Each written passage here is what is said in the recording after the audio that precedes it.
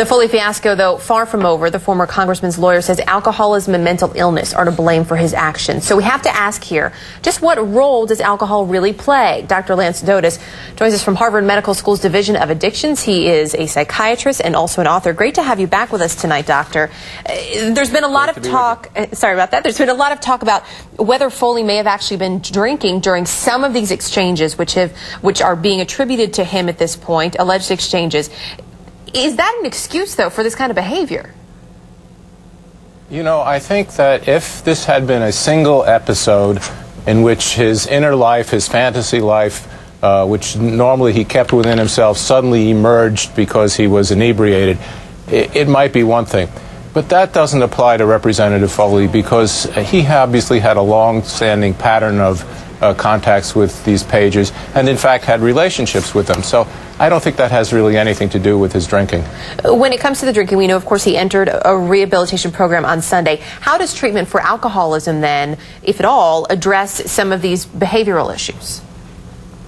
I don't think it does at all. Alcoholism treatment, when it works, and it's not spectacularly successful, but alcoholism treatment in inpatient settings is focused very much on drinking, and they hardly ever pay any attention to anything else. And truthfully, they're not really trained for that.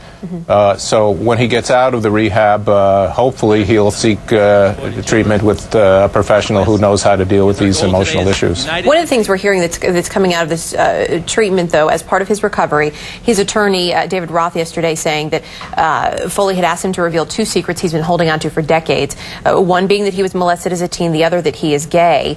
Could hiding these two things, which frankly still not real well received in society, could hiding those things have affected him at all?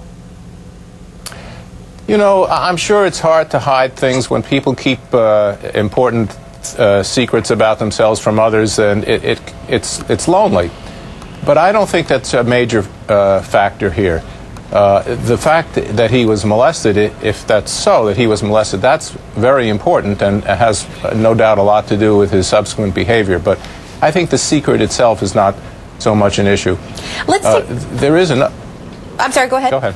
Well, I was going to ask you about the fact that he was the co-chair of this committee that's supposed to be protecting children. Yeah. I mean, that's sort of an interesting angle. Is that common?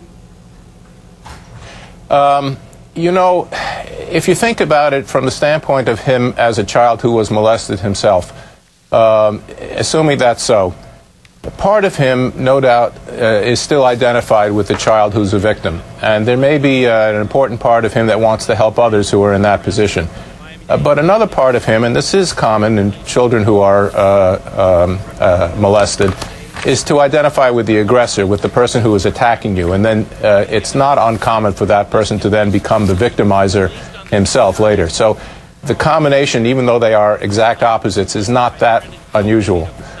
Boy, interesting. So much still coming out of this, and probably so much to talk about in the coming days and weeks. Dr. Lance Dodes, it's great to have you back with us tonight. Thanks again. Thank you.